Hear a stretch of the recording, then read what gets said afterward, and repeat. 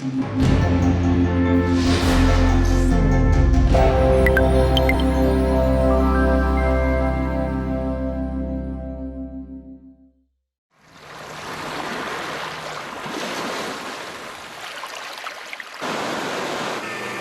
respond to sound in varying ways. Much depends on who's listening and what's making the sound.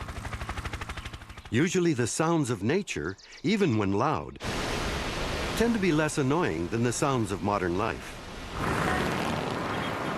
But how much is too much? A decibel meter measures the level of sound pressure. Normal conversation is roughly 60. Because the scale is logarithmic, 70 decibels is twice as loud. Hearing protection is recommended at 85. Above 90, sound is damaging. Prolonged exposure to noise at this level causes hearing loss. Pain begins at 125. Loud sound produces a fight or flight response. Stress, anxiety, increased heart rate, loss of sleep, fatigue, and social conflict have all been linked to louder environments.